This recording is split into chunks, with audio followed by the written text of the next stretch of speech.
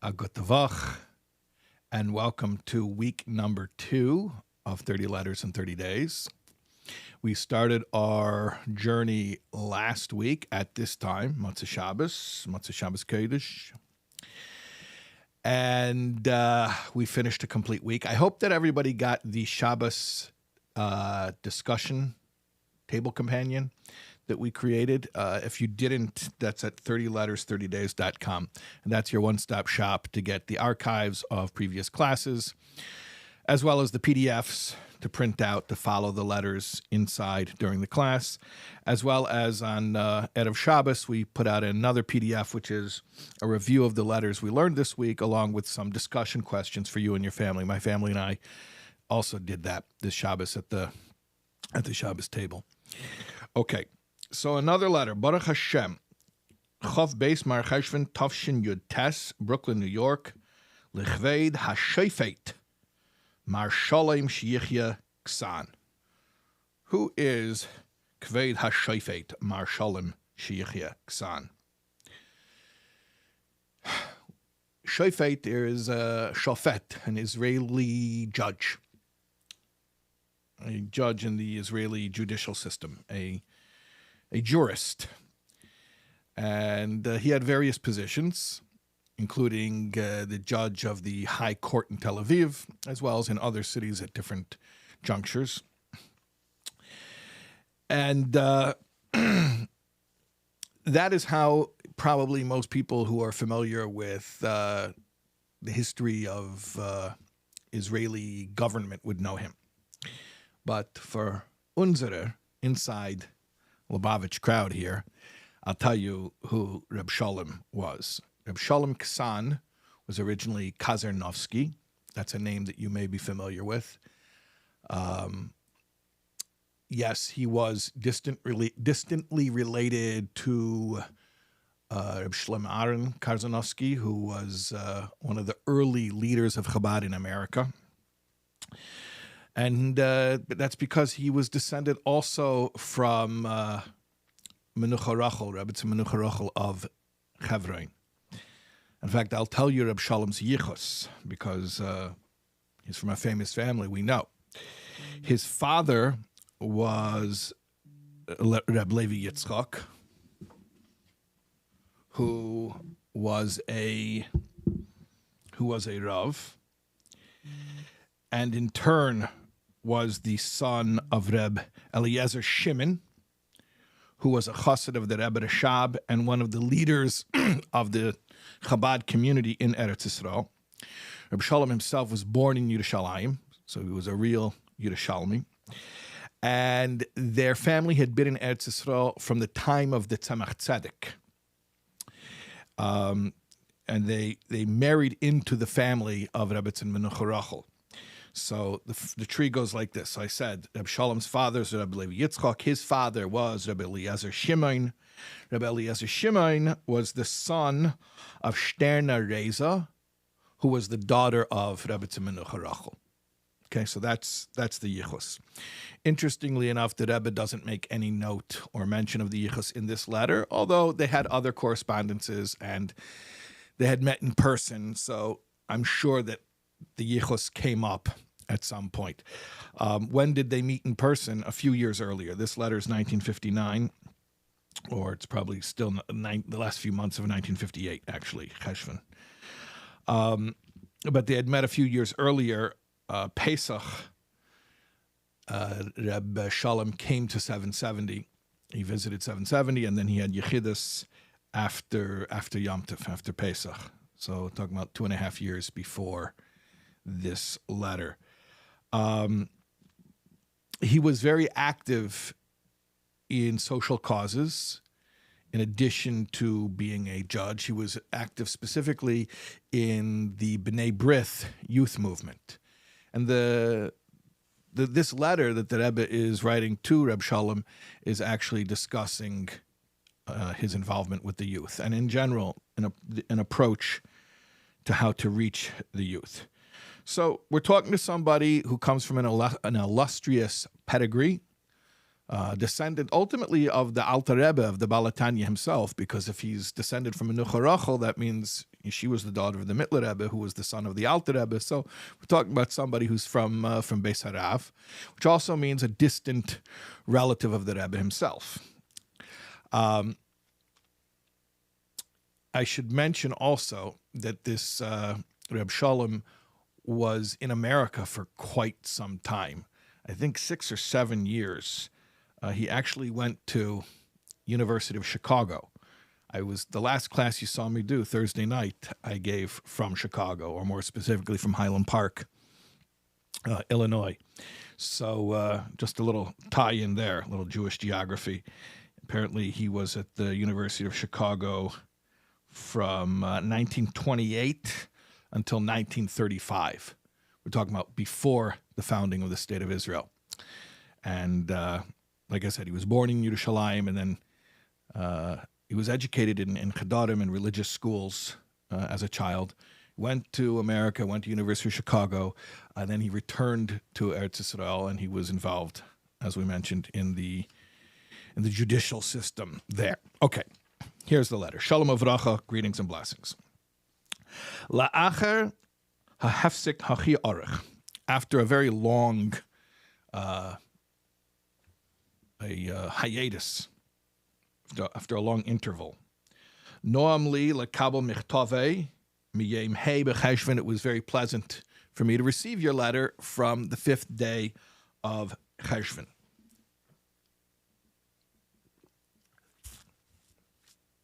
Ubeyichud, especially likrei, to read there in your letter, al devar hisrashmusei, regarding your impressions, mahatoifa'a hamisamachas, about the happy occasion, the happy events.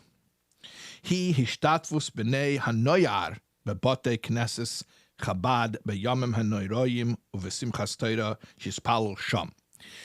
What was the happy occasion that you shared your impressions about?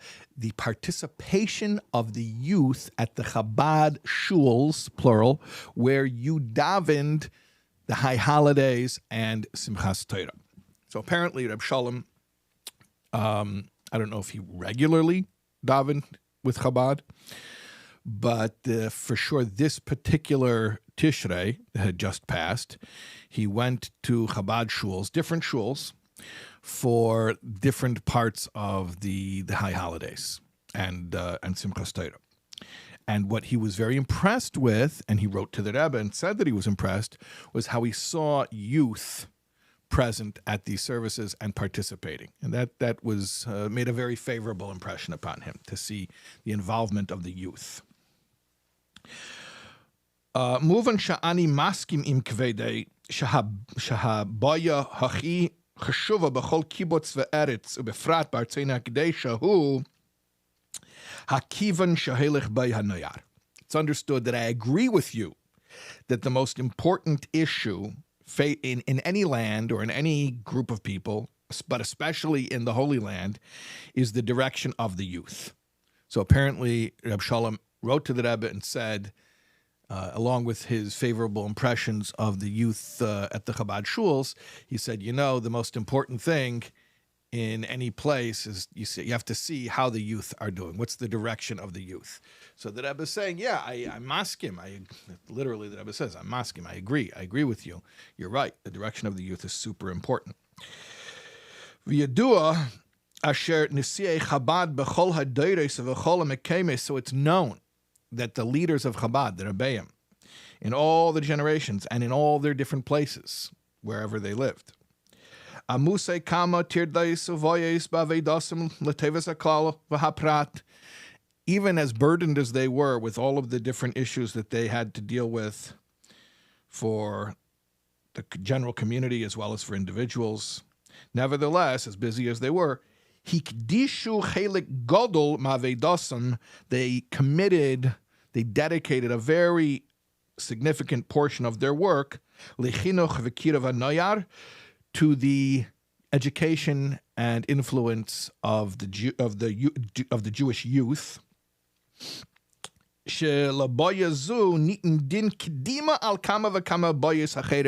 And they gave priority to this issue above many other issues. Okay, so the Rebbe is saying, I agree, you're right, the youth is top priority, and in fact, I'll tell you even more.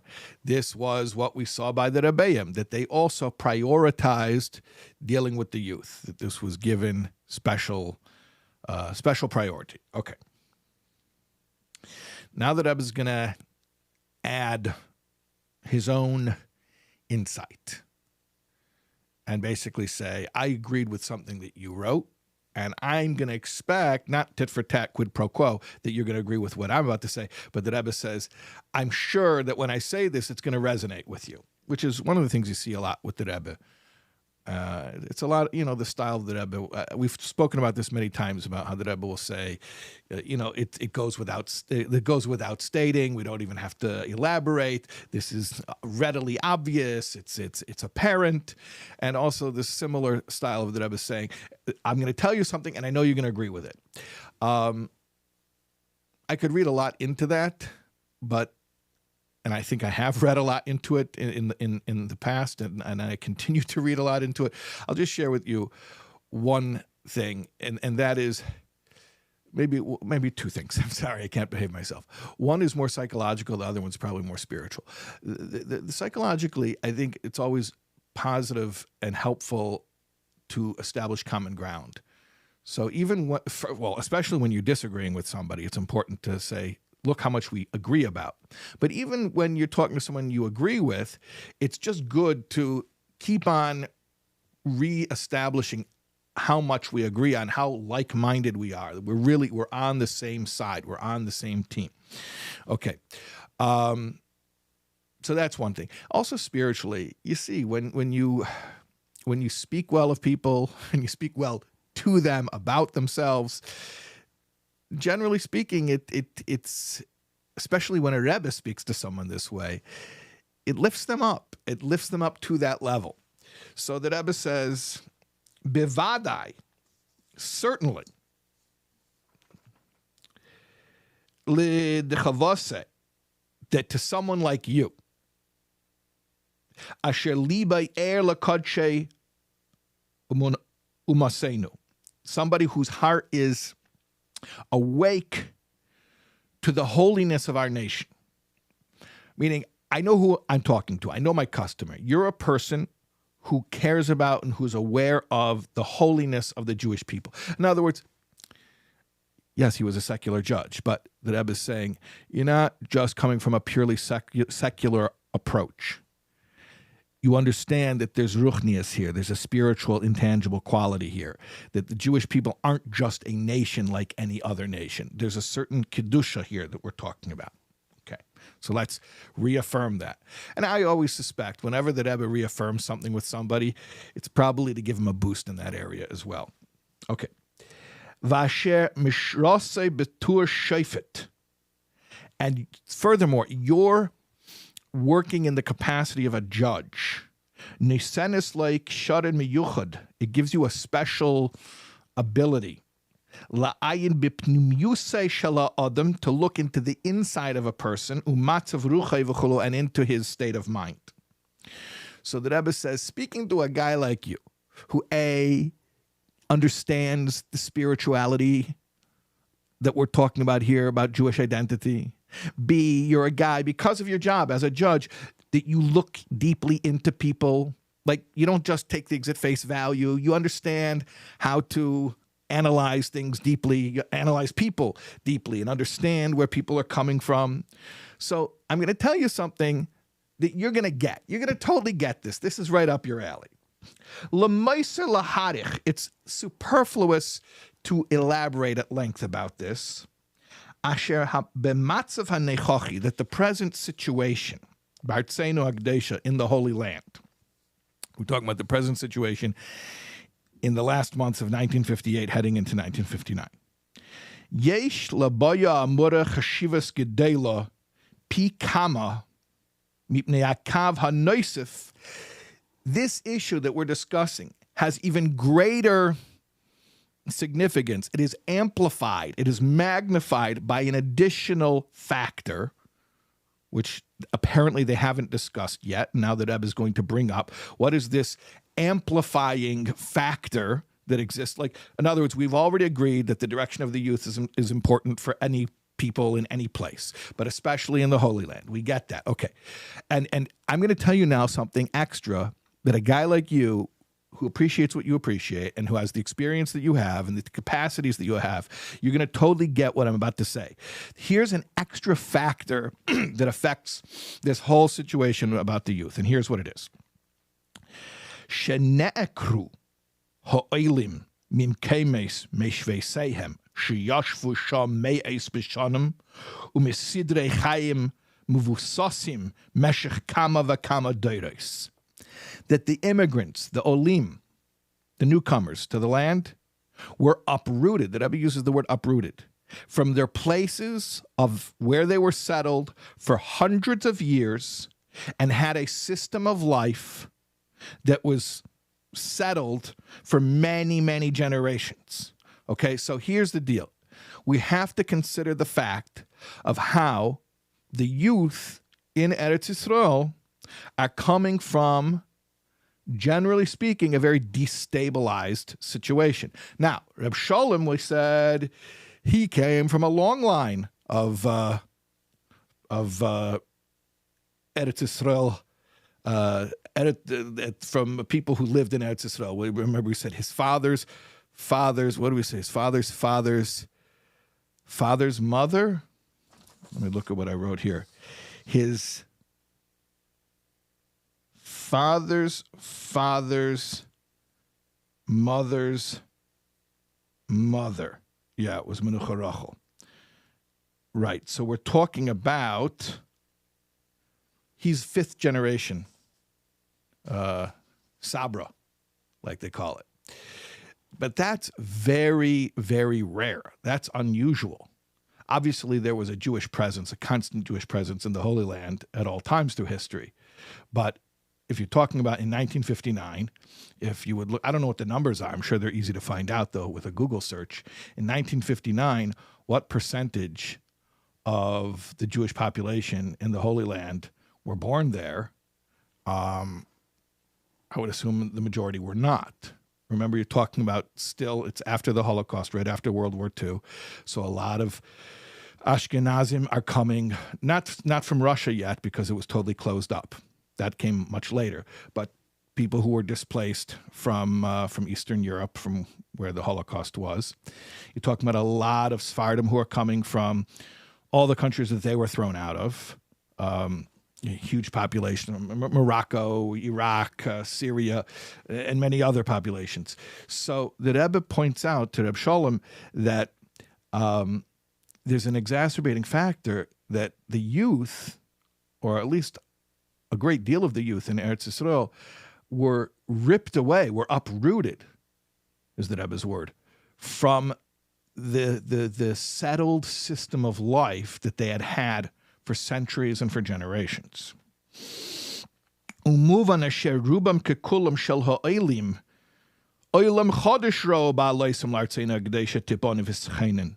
it's understood that most of, if not almost all of, the new immigrants to the Holy Land, may it be rebuilt and inhabited, when they came here, they saw a totally new world.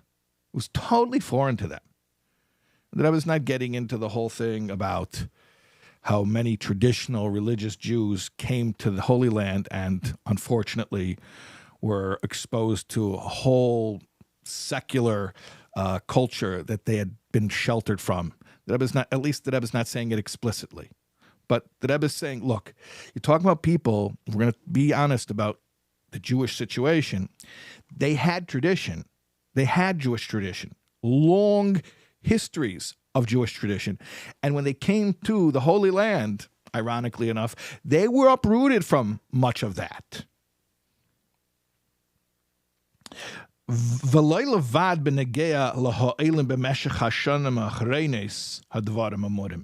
this is not only so regarding those who have arrived recently, but to a great extent also, all of this applies, everything we've said, even to the second generation. Remember, we said Reb Shalom is, what did we say, fifth generation? Reb Shalom is fifth generation from Eretz Yisrael.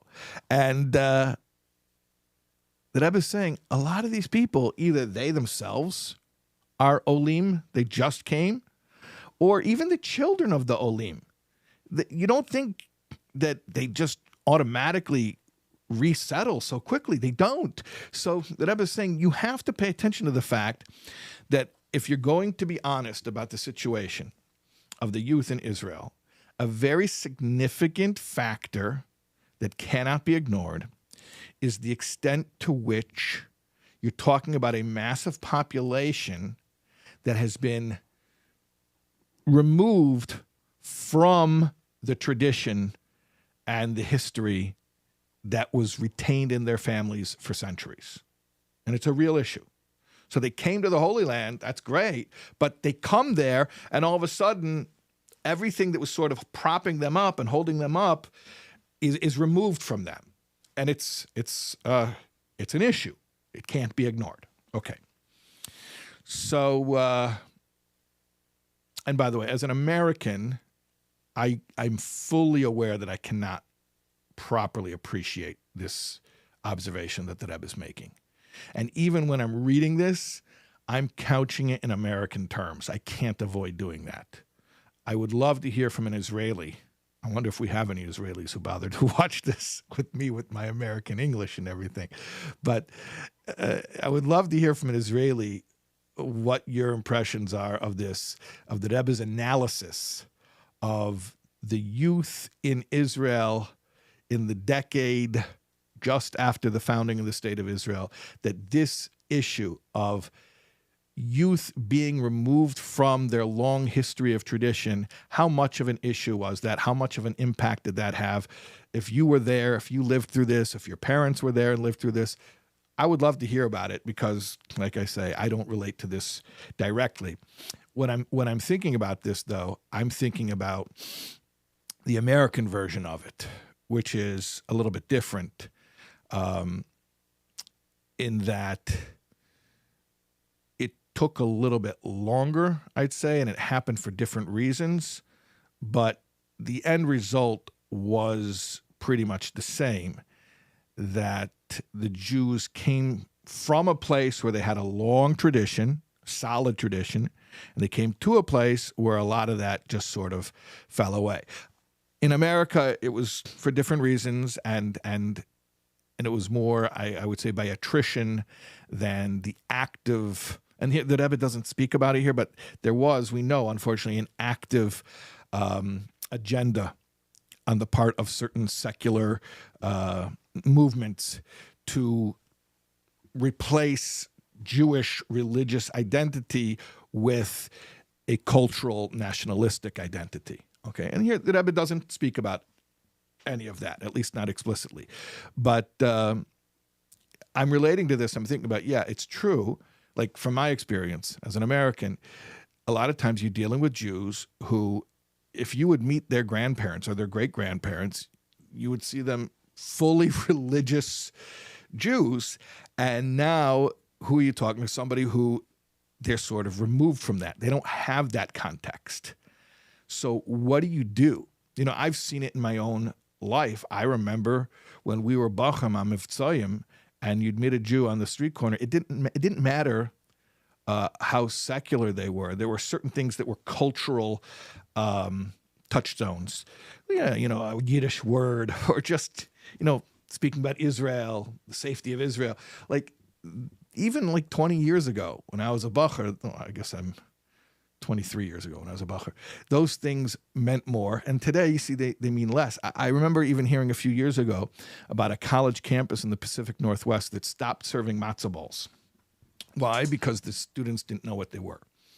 You know, in the early days of Chabad on campus, matzo balls was a whole thing because home away from home, right? So how do you want to make the Jewish kids feel that warmth, that sentimental feeling? It's just like your mother, at least just like your grandmother's cooking. You give them matzo balls, and they have, you know, Jews have that warm feeling.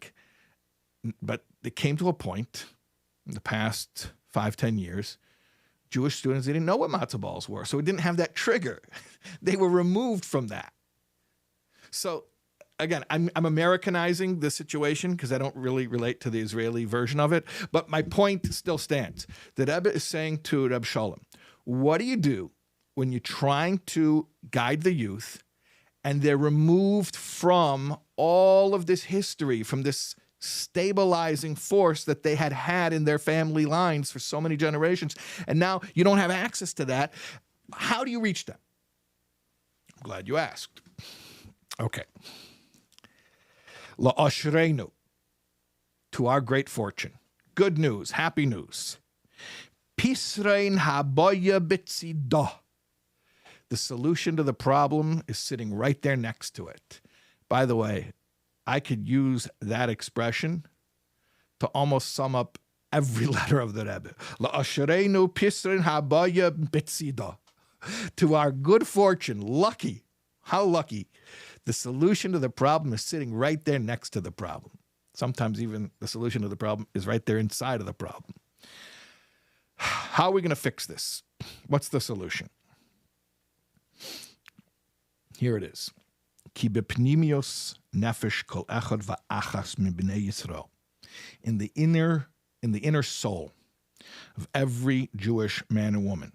And remember that I've told Reb Shalom, you as a judge, you know how to see inside of people. You know how to look deeper. So inside of every Jewish man and woman, Betur b'nei Avram, Yitzchok v'Yankiv, as descendants of the patriarchs, Abraham, Isaac, and Jacob. Mushreshes avas Hashem va'avas teirasei midas tevis b'chlal is ingrained, is deeply rooted. A love of Hashem and a love of Torah and just general good character traits. And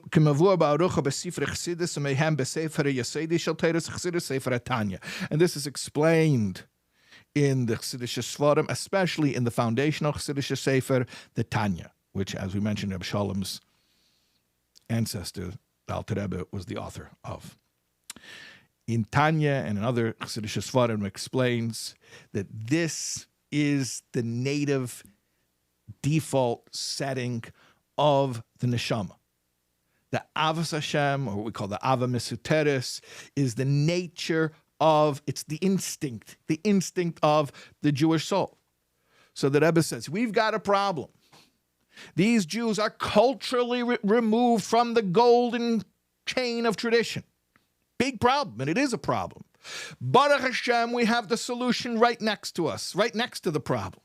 The solution is that even when they are removed from the golden chain of tradition, you have it right inside of them. It never went away. It's still there. It's mushrosh. It's rooted in them. Avas Hashem and Avas Torah and midas tevis b'chlal. Love of God and love of Torah and just general good character traits. That's in them. It's inside of them. Like we said, yeah.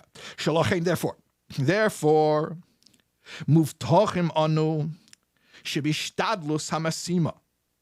We are guaranteed that with the proper amount of effort, mitzuya atzlocha bashbo ala noyer lekavnei b'derech hateva yasha, we will succeed in directing the youth on the right path, the good and right path.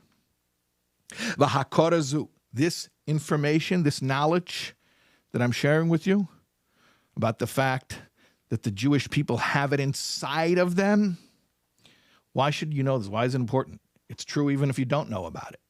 Well, what do you want me to do differently about it? Like, we're already working with them, so why should I know this, that connection is inside of them? What's the point? So the Rebbe says, knowing this, he calls it the hakora, just recognizing this truth, moisifa idud, it gives greater encouragement b'chol ha'oskim, to those who are working ba'aveda kadesha in this holy task. In other words, I want you and all the other people, and I told you that Reb Shalom was very involved in B'nai B'rith youth organization, so I want you to know over there that, yeah, it can be disheartening, and sometimes you think, how are we going to reach these people? They're so removed from traditional Judaism.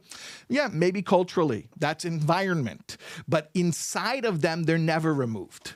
There's nature and there's nurture. So, of course, we want the best of both worlds. We want nature and nurture to facilitate Jewish connection. But when they've been ripped away from the nurture, they still have the nature. You know the famous story, George Rohr told the Rebbe about the beginner's service that he was starting in Manhattan. And he was very happy to say, this is for Jews with no Jewish background. And the Rebbe got very serious. What? He said, Jews with no Jewish background. The Rebbe did not like those words. And the Rebbe told him, no, you go back and tell them they do have a background. They are the children of Abraham, Isaac, Jacob, Sarah, Rebecca, Rachel, and Leah. So don't ever think of a Jew as not having a Jewish background, even if culturally they're removed from it, which is a problem. We're not saying it's not a problem. Obviously, it's much better if they grow up with the support of a Jewish community that gives them a connection to Jewish tradition. Obviously, that is ideal. And the Rebbe is saying it's a problem they were uprooted from those traditions. But even when that's the case, whether it's the Israeli situation or the American situation, or in any country where Jews move from one situation to another, and culturally they've become distant from the way of life of their ancestors, we still have a solution. And the solution is by looking deeply within the Jew and realizing that connection to Yiddishkeit is still within the Jew. Still there. Bechavod uvavracha, with esteem and blessing. And the Rebbe concludes, Muskar poi hatik michtavi klali l'Rosh Hashanah. Included, attached, is a copy of my Michtav Klali, the general letter that I wrote for Rosh Hashanah. We've mentioned this in previous classes. Shagam boi negaitim in the Kuda Anal. In the Michtav Klali of this past Rosh Hashanah, the Rebbe says, I also touched upon this same concept over there. Okay, we're a little over time, trying to keep to the 30 minutes. We will see you, Amiatz Hashem, with God's help, tomorrow night for letter number 9.